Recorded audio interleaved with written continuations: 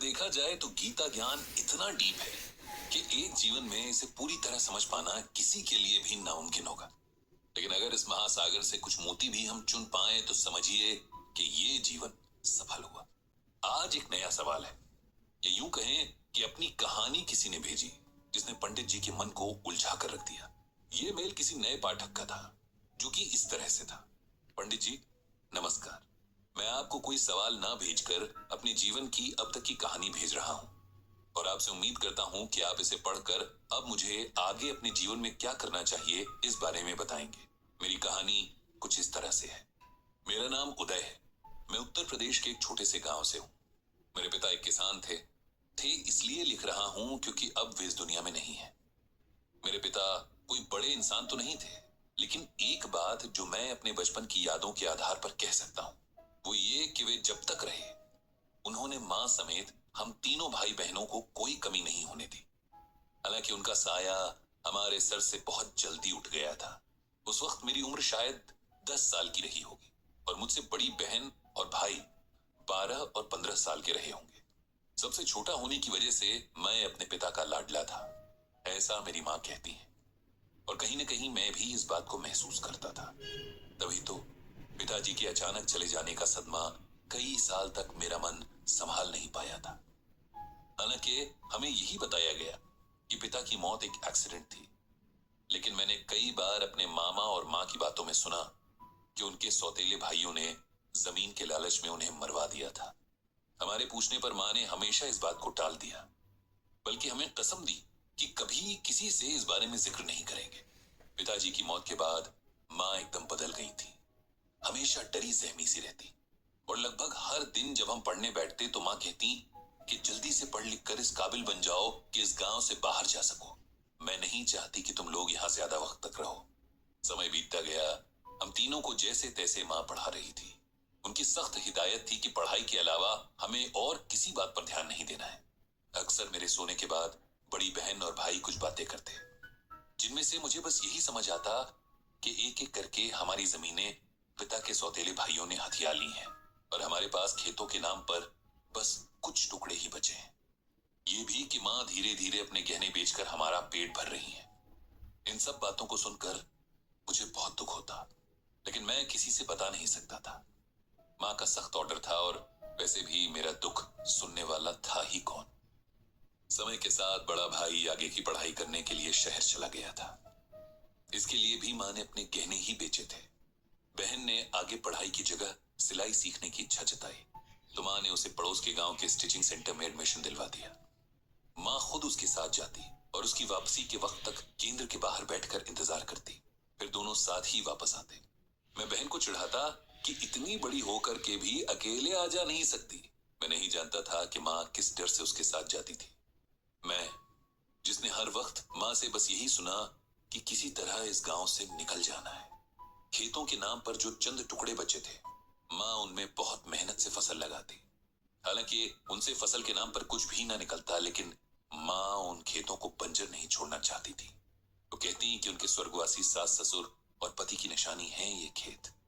इन्हें जब तक हो सकेगा आबाद रखूंगी।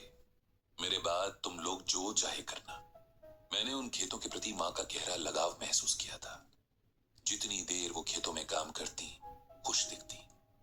घर लौटते ही उनके चेहरे पर अजीब सा डर और उदासी फैल जाती। इस दौरान भाई की ठीक ठाक नौकरी लग गई थी, तो उसकी मदद से घर के हालात संभलने लगे थे।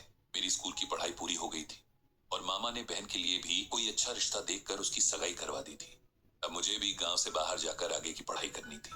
बहन की शादी के बाद मां को एकदम अकेले ही गांव में रहना होगा, ये सोचकर मुझे बहुत बुरा लगता था। भाई के लाख समझाने पर भी मां हमारे साथ शहर नहीं आई। उनका कहना था कि वो खुश हैं कि हम लोग गांव से निकल गए। अब वो आराम से रह सकती हैं। गांव के घर में पिताजी की यादें हैं जिन्हें छोड़कर वो कहीं नहीं जाएंगी। अब भी मां अपने खेतों में लगातार काम करती थी। रोज खेतों में जाना उनका रूटीन था। जैसे मंदिर जाकर शांति मिलती है, उन्हें इन खेतों में वही शांति मिलती थी। मुझे गांव से निकले कई साल बीत गए हैं। मैं अच्छी नौकरी पर हूं। मेरे भाई बहनों के अपने परिवार हैं और मां अब भी गांव में है। लेकिन मेरे पिता के सौतेले भाई और उनके बच्चे उसे परेशान करने लगे हैं। उन चंद खेतों के लिए जो हमारे हैं, जिन पर मेरी माँ ने इतने साल अपना प्यार लुटाया है, जो उसके जीने की वजह है। ये सब बातें मुझे गांव से शहर मिलने आए एक दोस्त ने बताई हैं। मेरे भाई का कहना है कि माँ कभी नहीं चाहेंगी कि हम किसी लड़ाई में पड़े, और वो भी नहीं चाहता, क्योंकि अब उसकी अपने परिवार के प्रति जिम्मेदारियां हैं, वो उन्हें निभाना चाहता है। कुछ जमीन के टुकड़ों के लिए उन जंगली लोगों से नहीं लड़ना चाहता है, जिन्होंने पहले भी खेतों के लिए हमारे पिताजी की जान ले ली थी। पंडित जी, मेरी कहानी यहीं पर रुकी है। मुझे क्या करना चाहिए? अपना हक और अपनी माँ के सम्मान के लिए लड़ना चाहिए, या ये सब नजरअंदाज कर देना चाहिए? इस बारे में गीता ज्ञान क्या कहता है? मुझे उम्मीद है आप मुझे कोई अच्छी सलाह जरूर देंगे। आपके जवाब की प्रतीक्षा में, उदय।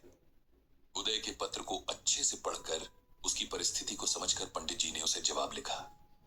प्रिय उदय, तुम्हारी जीवन कथा पढ़ी। तुम्हारे संघर्षों ने मुझे प्रभावित किया। अब जो सिचुएशन तुम्हारे सामने सवाल बनकर खड़ी है, वो लगभग वैसी ही है जैसी सिचुएशन में भगवान श्री कृष्ण ने अर्जुन को गीता का ज्ञान दिया था। तुम्हारे लिए गीता ज्ञान के महासागर से ये मोती चुनकर लाया हूं। इसे ध्यान से पढ़ो, समझो और अपने आगे का रास्ता तय करो। हतो व प्राप्स्यसि स्वर्गम जित्वा व भोक्ष्यसे महिम, तस्मात् उत्तिष्ठ कौन्तेय युद्धाय कृत निश्चयः। ये श्लोक गीता के दूसरे अध्याय से लिया गया है। इसका अर्थ है कि हे अर्जुन, यदि तुम युद्ध में वीर गति को प्राप्त होते हो तो तुम्हें स्वर्ग मिलेगा, और यदि विजयी होते हो तो धरती का सुख पाओगे। इसीलिए उठो हे कौन्तेय और निश्चय करके युद्ध करो। अर्जुन भी तुम्हारी तरह संदेह की स्थिति में थे कि क्या करें। एक तरफ उनके और उनके परिवार के सम्मान का प्रश्न था, तो दूसरी तरफ युद्ध भी अपने ही भाइयों, मित्रों और गुरुओं से लड़ना था, जिसकी गवाही उनका मन नहीं दे रहा था। तब भगवान कृष्ण ने उन्हें समझाया कि धर्म युद्ध में एक पक्ष को चुनना ही पड़ेगा, क्योंकि एक समय के बाद अन्याय के प्रति चुप रहना समझदारी नहीं, कायरता कहलाता है। मैं तुम्हें ये श्लोक सुनाकर किसी के प्रति हिंसा के लिए नहीं उकसा रहा हूं, बल्कि श्लोक के जरिए दिए गए संदेश के भाव को समझाने की कोशिश कर रहा हूं। युद्ध हमेशा हथियारों से नहीं लड़े जाते हैं, और अगर जरूरत पड़े भी तो हथियार की जगह अपनी बुद्धि और दूसरी क्षमताओं का इस्तेमाल किया जाता है। डर कर चुपचाप अन्याय सहने से कहीं ज्यादा अच्छा है न्याय के लिए लड़ते हुए हार जाना। तुम्हारे पास तुम्हारी शिक्षा ही वो हथियार है जिससे तुम अपने परिवार के प्रति हुए अन्याय का बदला ले सकते हो। इससे तुम अपना आत्मसम्मान भी बचा लोगे और अपनी माँ के प्रति अपनी जिम्मेदारी का पालन भी कर पाओगे। इस लड़ाई में अगर तुम हार भी गए, तब भी तुम्हें एक संतुष्टि रहेगी कि तुमने अपना पूरा जोर लगाया था। मैं इसी के साथ अपनी बात को खत्म करता हूं, और भगवान श्री कृष्ण से प्रार्थना करता हूं कि तुम्हें सही निर्णय लेने की शक्ति दे। ये लिखकर पंडित जी ने गहरी सांस ली और मन ही मन दोहराया, जय श्री कृष्ण, जय श्रीमद् भागवत गीता।